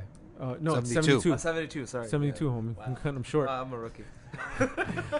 But yeah, they're losers. Yeah, and that's why when you talk about death, you had brought up death. One of the things about Islam, like Naz made that point very early on. He said that Islam brings you close to nature. Part of nature is death, right? And I remember in the year-end speech, that little year-end speech I gave at the Eid party, because Eid al-Adha is also the year-end too, right? Because the next month is the beginning of the new Hijri year. So I said, in assessing our year, I said, any year where you're memorizing the Quran, or you have in the masjid kids memorizing the Quran, right? And your body is in the masjid making salah, and you're engaged in some knowledge, right? That was a good year. And I said, this year we had some good births, marriages, and deaths. And I made it a point to mention deaths because when you see a good funeral, a funeral where the family's there, you've seen the last few days of the man's life or the woman's life, and surrounded by his family, saying La ilaha illallah Muhammad Rasulullah, the masjid is packed for the funeral. People walk to the funeral or go to the graveyard and bury the person. Long dua at the end of the person. You cannot underestimate the kind of impact this has on a young person's life. And anyone, right? You look, okay, that's how we go. All right, now I know where the end is. When I know what the end of something is, all of a sudden the middle becomes very stable. I know my beginning, right? And I know my end. And when I say my beginning, meaning the beginning of humanity, that Allah created us, right? And I know our end. Each one of us is going to go, then we're going to have a resurrection. But my concern is my own resurrection, which is my own descent into the grave. I see what the end of life is like. For the middle-aged person, he needs to look, it's not just for youth, middle-aged person needs to look at 70-year-olds dying, 80-year-olds dying, how they go out. And they realize that's the right way to do it. I have a community. I have people who pray next to me. They're going to bury me, right? And I know where I want my heart to be. I know what matters. My career is not going to matter. My fame and fortune is not going to matter. There's nothing going to matter in that last few weeks when you know you're dying, okay, except your spiritual state. And you better hope you were at least decent enough that 4 or 5 people would take care of you and maybe half a dozen people would pray over you, right? I mean, that's a lot for many people. SubhanAllah. Have you ever been to a non-Muslim funeral? Once. Okay. Was it like a celebrity or like a regular person? It was just you just saw the casket. Okay. So, but I went one time to like a non-Muslim. Like, where are all the people? No, there's nobody. What the heck? This is it? You go out. You've been in the state for like 50 years. Think about this. A Muslim who's been in the state of New Jersey for 50 years or 30 years or in Chicago for 30 years, lived his whole life, or where there's a population of Muslims. And he was just a regular mosque-going man. That's all he did. Just show up to the masajid, right? You're going to have at least 300 people at your funeral. I've hardly ever gone to a janazah that had less than 100 people. Yeah. I mean, how? But subhanAllah, when you think about end of life, last phase of life, and burial, you realize that's really what's important. And what do you guys have? Right? What do atheists have at that moment of life? That's if you don't know what to die for, then what do you have to live for? Hey, can I interject something? Yeah. We started on that topic of Udhiyah and how people don't do it and they should do it. You know what else people should do? Wash bodies. Oh, you should watch. You should be involved in funerals. I I'm telling you. hate every time some guy or woman goes on social media or something and complains that the khutbah was about how to properly prepare a body and do a Yeah. janazah. Yeah. You need that khutbah because you don't Yeah. know how, and Yeah. you're all afraid of it. Wallahi, it should be Subhanallah. done. Yeah, and before I started, learning Quran and stuff, I was like, what's up with these legal verses in the Quran? I'm reading books by, Foucault. Actually, I didn't read Foucault, Yeah. but all these, fancy In the original people. French. Yeah, I don't know French. All these fancy people, Yeah. talking about the luscious grass. Yeah. Well, And I'm just- also the Christian mentality is that Right. spirituality only. Spirituality only. And now I'm telling you, those verses are some of my favorite. Yeah. Right? Because the older you get, you realize, holy crap, especially if you've been sheltered. Yeah. Holy How old crap. are you, bro? No, I'm saying, no, He was reading Foucault when he was 9. He's like, the older you get into your mid 20s. no, I'm telling you Yeah. that, like, if you're a sheltered person and you don't have that big of an experience with the real world, it could be so horrifying that you sort of just shut down. Yeah. And I know so many people like this that as soon as they get a job, they just shut down because they just don't know how to deal with real life. Yeah. And I'm reciting these verses. أُحِلَّ لَكُمْ لَيْلَةَ الصِّيَامِ Yeah. da-da-da-da-da. I was like, subhanallah, you thought of everything. Yeah. Right? Like, you haven't left. Allah subhanahu wa ta'ala has not left a place Yeah. for me to say, oh, I have no idea what to do. Right? So this is, I think, you were talking about how these shooters are losers, right? Islam has a place for losers. Mm-hmm. And the promise to the losers is that it could change you. Yeah. Yeah, no, that's Totally what I'm true. saying. And subhanallah, this is why, my favorite thing about Islam, and one of the things with these shooters is that they're fatalists. Mm. I've been kicked in my butt by the gene pool. Yep. Right? I'm a beta. Mhm. I'm never gonna get. No. Seriously. Yeah, I know. Never gonna get girls. I'm done with my life. Yeah. And there's no chance of hope. Genes. Yeah. I'm over. Right? This is a fatalistic attitude. What Islam says is no. The world is controlled by a personal God that Yeah. created you for a purpose. Uh-huh. And if He stopped sustaining you for an instant, you would be gone. Mm-hmm. So He cares enough about you to keep sustaining you from moment to moment, and He has some great purpose for you, right? This is such That's great for your self-esteem. this is like something I'm cared for. It's an idea that's so radical Uh-huh. that that's the only idea that can make heroes. That's it. Super Right? super hot take. Yeah. I'm done, by the way. No. Those people, these people that I'm talking about, I'm calling them losers because of what they've done. Wallahi, if they were in a good Islamic community and they had good Islamic family around them, they would do well Mhm. because they wouldn't be oppressors. Yeah. They're not that kind of person, Yeah. right? They're kind of shy. They're kind of Mm-hmm. they actually would benefit from a community where they could find their place, where the aunties would find them someone to get married to who'd be a good personality match, and they would have children who would be like Yeah. the kids that are like muqaddams of the masjid, Yeah. and like it would be good. Yeah. They do khidmah and Khidmah, and the promise of Allah, of the Messenger sallallahu alaihi wasallam, is that there are categories of people. There is the scholar, there's a student, there is the servant of the scholars, someone who arranges for their programs, etc. And then there is the muhib, the one who just loves, right? So he said, be one of the four, don't be one of the five. Don't be the fifth one. There's no fifth. Be one of the four. But the ulama in the commentary, they said, we've never seen one become one, being one, except that his child occupies the higher station. subhanallah. Right? So, subhanAllah, and you cannot be a loser in a religion that tells you you have to work. You have to earn your livelihood. There's no socialism, there's no communism that's going to give you a paycheck. You're going to work. Number two, you're going to get up for Fajr. Number three, you're gonna do all these things. So by going to the masjid, you become social. You know how to talk. I'm telling you, wallahi, there was a convert, guy didn't know how to talk. Weirdest dude. Salah in the masjid has made the guy the most normal dude I ever know. Right? Because he can talk to people now. He knows how to talk. Before that, he's like, if you said hello, he jerks, he jumps, he doesn't know what to do. Right? There you go. He doesn't know how to, he's nervous. All of a sudden, 5, 6, 7 years later in Islam, completely normal dude. And he has a job and he prays in the masjid. Guess what's going to happen next? He's going to get married from the masjid soon because everyone's seeing him now. It's been years working, praying the masjid. This is a great guy, right? And one of the beautiful things, we can't have incels in Islam. Very impossible. I'll tell you why. When you live in a local community of people who follow the Sharia, right? The girls are also following Sharia. The girls are not going on in clubs and all that stuff. Yeah. And the guys aren't doing that. And you're living locally, okay? So when you're living locally, the choices are not that high in the first place, right? So in a sense, it brings everything down like in Beautiful Minds, right? When you eliminate all the... You've limited the whole issue now to like 10 people. And you have the clock is ticking on everyone, right? Like the chess clock. You got to make a move. You got to make a move. The clock is ticking, right? So that's how people get married, right? And for them to imagine, okay, it's going to be like this most amazing human person. This is not, firstly, that's not reality. That's number one. But number two, like, get something first before you try to shoot for the sky, right? For some ideal that's not even, doesn't exist. At least people are getting married, right? Just briefly, Yeah. you know that thing you said about the 4 types of categories and how if you're one, your offspring will be at the higher level.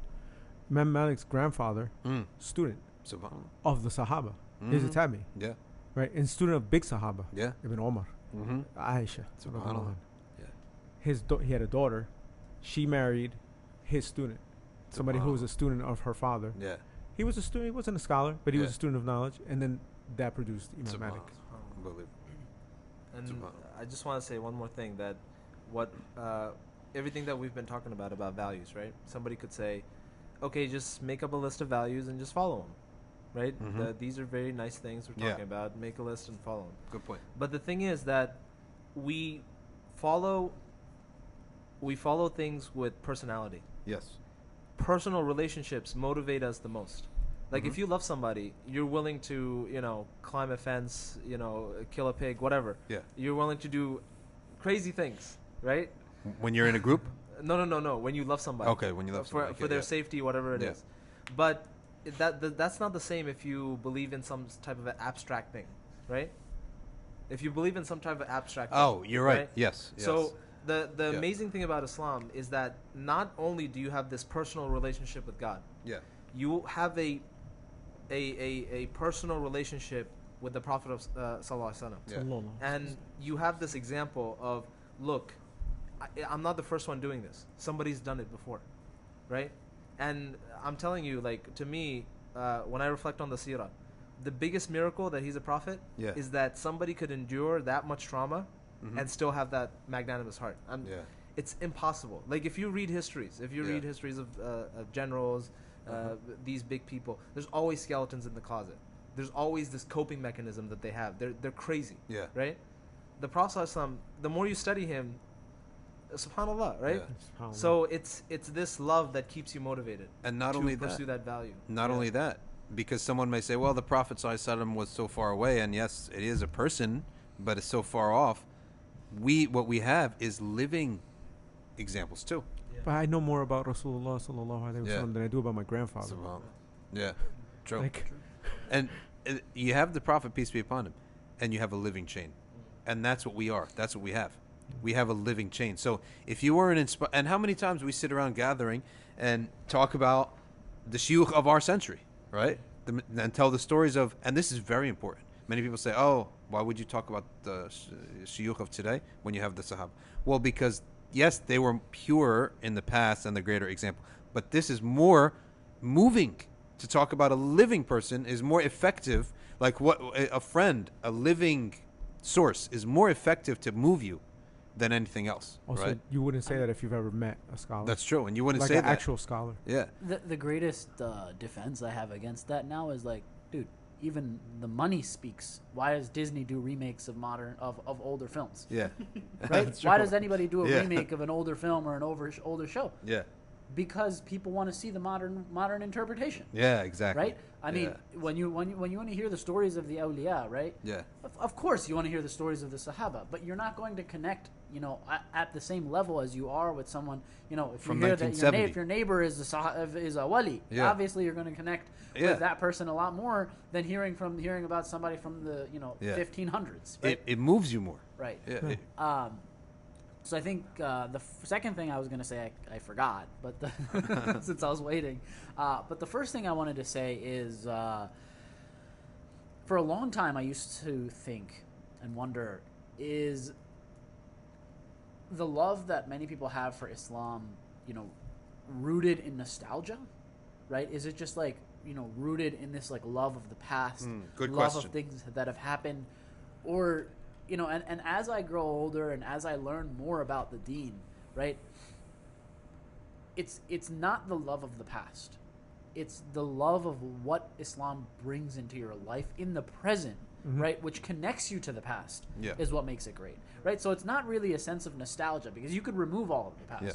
but because of what Islam brings into your life, I think that creates these memories. I mean, we can just being part of a Muslim circle, and I know there's listeners who have said this, they feel that as they listen to our podcast, it feels like they haven't sat with Muslim brothers in a circle of this type before, and it feels like they're sitting together, because that's what Islam brings, right? It brings a sense of community, it brings a sense of purpose, and it brings a sense of value that bonds people together. That's the most beautiful part. Yeah. Right? And I think the second thing I was going to say, now I remember, is there might be people, and there are people out there who are going to say, why Islam then, right? Why this religion? Why couldn't I just, make a general set of values, and why do I have to believe in the set of values that, like, your like Hanafi school is defined, or the Maliki school is defined, or this school is defined, or why do I have to believe in this like complex set of like aqaid principles? Why can't I just get the TLDR version of Islam? which is Right. You can, right? It's make your prayers. I missed that. What is Yeah. TLD? Oh, too long didn't read. TLDR is too long, didn't read. Shortened to teal deer. okay, that's the new one. That's the newest thing. That's very old. Little. It is. Yeah. I never knew that. So the teal deer version of it is pray your 5 prayers, fast Ramadan, make Hajj if you can, do your shahada. Yeah. It's just simple. Well, here's the thing. And good luck doing all of those things. Yeah. No. Right. Good luck. Just doing it the TLDR way. Yeah. You know what happens when you do the TLDR way of anything? Yeah. You don't get most of it. Right? That's why it's called the TLDR. So you You don't do the TLDR of your AP biology, right? I Like know. you go to class. I know. You don't do the TLDR of things that matter in life. Like you go through it, right? Yeah. And it's like, sure, if you want to live in this spiral of death around you, then go for it. Now, right? Naz and Moeen, you both made this point of why can't I just make my own set of values? Well, here's the thing: is that to practice values, you need a couple things to really practice them through thick and thin over the centuries, which is you need or you need company. Other people who share them. Yeah, other people who share. Not only other people. Let's say we had 1 million people on the earth today who shared our values, right? And we all agreed, but we have no history. We need a history, so we have a history, and we have the best history, right?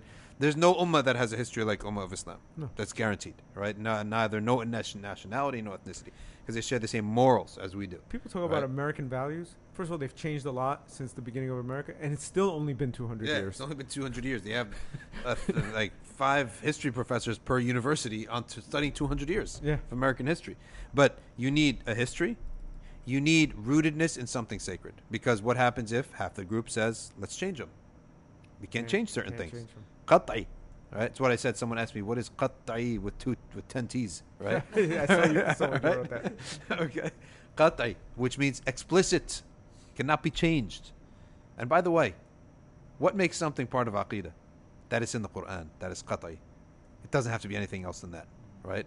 آمن الرسول بما أنزل إليه والمؤمنون. Allah, the Prophet ﷺ believed in what Allah revealed to him and the believers. Anything that's in the Quran that is an explicit verse, it becomes an article of faith. And If it's not listed in the books of articles of faith, that's because nobody opposed it, right?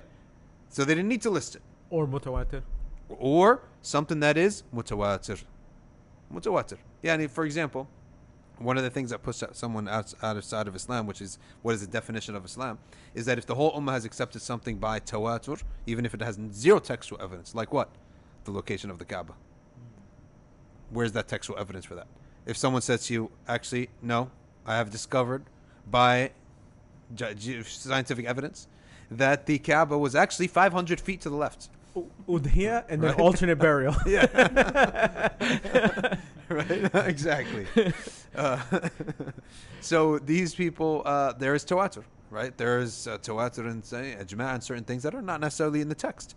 But what makes it a matter of belief, right, is that it's in the Quran. That's all I need. Okay? And we didn't have this differentiation of separation of aqidah and if it's in the Quran, it's in the Quran. That's it. You have to believe in it. Period. If it's explicit. So that's how simple it is. Are we going to get to the point now in the American Muslim conversations that something could be in the Quran but we don't have to believe in it? Of course, you'll get there. What world are we living No, in? we're already there. We're already there. What world are we living in? Right? Then I guarantee you the same people, when the Church of Satan gets popular, they're going to have an interfaith with them. No, they won't. They won't. Though. That won't happen. Why I mean, not? Because it's selective beliefs, right? It's not. I guarantee you it's going to happen. I see people have interfaith with people who worship all kinds of crazy things. Listen. There are people. At least the Church of Satan doesn't actually worship Satan. That's what they're going to say. They don't, by the That's way. what they're going to say. They're going to They're say, just you hedonists. people. Yeah. You're going to say, you people, you don't understand the Church of Satan. Right? And they don't truly worship Satan. They're hedonists. Yeah, That's all they they're are. hedonists, They're yeah. materialists. They're people who, they're hedonists, they're materialists, and you don't know what's in their heart. So the last thing I want to end on, right? And Yeah. and maybe we can give a couple minutes on this, and then we'll close. Is I think something that we often forget, right? Especially as we try to go for this like TLDR version of the deen, is also this TLDR version of change and tasawwuf and, becoming better as a person, right? People think that they can, quickly, change. It doesn't happen. right? Long trap. Change is a lifelong process, and it's a lifelong commitment, right? And it happens slowly, and it requires work and effort, right? And that is what actually makes this whole process worth it, right? Because in the end, you will see change. It's going to take a while, right? It might take a lifetime to get there, but that's the key, right? It's not this like 2-week effort. You're going to have to work on it, and you're going to have to be in this system, and you're going to have to play by the rules, and you're going to have to do all of these things. But if you do all of those things, then you will get there, right? And that's the key. Yeah. And there's even, no one, as Sayyidina Ali said, no one gives Allah Ta'ala an action today, and Allah pays him in credit. In other words, you will get your reward now and later. And the now, that the least, if someone feels that they're not advancing spiritually, I'm doing all this stuff, I'm not advancing spiritually. Imam al-Ghazali says, but you don't feel anything from your dhikr? Man said, no. He said, but you weren't backbiting. The dhikr kept you busy from backbiting. The dhikr kept you busy from saying stupid stuff, right? something dumb that got you in trouble with your wife or your brother-in-law or your mother or something. Looking at things you shouldn't be looking Yeah, at. you're reciting Quran and you're a weak student of hifz and you stink and everything. Everyone's better than you. At least your eyes were doing something better. There was once in India, once a year, there's a sheikh who gathered all his murids in the house on the weekend that his sheikh had passed away, right? Which they call him urs, right? So they have this gathering. You know the root of that word? Urs, wedding. Yeah. Yeah, subhanAllah. Subhanallah. Wedding. And there's a beautiful dream I'll tell you about in a second. That and they would sit and do dhikr all day. And there was a brother from Texas there. Who's from Texas, this brother. And they would literally do Quran, dhikr, qasidas, eat, rest and talk, repeat. And they would do this all day for 2-3 days in a row, right? Now, the sheikh one day, he gave a discourse and he said, all of you tonight will see a beautiful dream, inshallah, right? And the next day, it was true that the bulk of people woke up and they said, we saw this and I saw this and I saw that. Now, one murid came to him and said, Sheikh, I never saw anything. He said, I'm not worried about these dreams. And I don't bring you here for these dreams. I'm worried about not what you saw, but what you didn't see. Because this weekend, I know what you didn't see, right? Allahu Akbar. In other words, what this gathering protected you from seeing, Wow. right? From the sins, right? So you didn't see certain sinful things that you would have seen if you were doing, sitting on the couch and doing nonsense. Now, about this other dream, there was a woman had a dream during the time of Ibn Sirin, and there was a man in Mecca named Abdul Aziz ibn Abi Dawood. Abdul Aziz Abi Dawood. He was a very pious man. He was considered one of the muttaqeen of Mecca. And a woman sat by the Kaaba one day, reciting the Quran long into the night, and then she went home and she fell asleep. And when you do long dhikr at night, you're gonna most likely you see a beautiful dream, right? She saw a beautiful dream, and she saw that the Kaaba had in it beautiful maidens carrying trays full of flowers and walking around the Kaaba. And she said, who are these beautiful maidens? And a voice said, you don't know that today is the wedding of Abdul Aziz ibn Abi Dawood? Right? And she woke up. When she woke up, she heard this tumult in the street. When she looked, she saw it was the janazah of Abdul Aziz Abi Dawood walking La about. ilaha illallah. Subhanallah. So she had seen that earlier. Subhanallah, this is how we die? This is the ummah this is how we die? I don't know. So I think that's a wrap. So jazakumullahu khairan. Wa Assalamu alaikum. alaikum wa rahmatullahi wa barakatuh. سلام سبحانك اللهم وبحمدك نشهد أن لا إله إلا أنت نستغفرك ونتوب إليك والعصر إن الإنسان لفي خسر إلا الذين آمنوا وعملوا الصالحات وتواصوا بالحق وتواصوا بالصبر والسلام عليكم ورحمة الله. Great job Moeen, great job Naz, and great job as usual Alex. What do we need more than Surah Al-Asr? خلاص. Like that's it. That's it. Imam Ahmed said that's all you need if you understand it. Or maybe it was Shafi'i.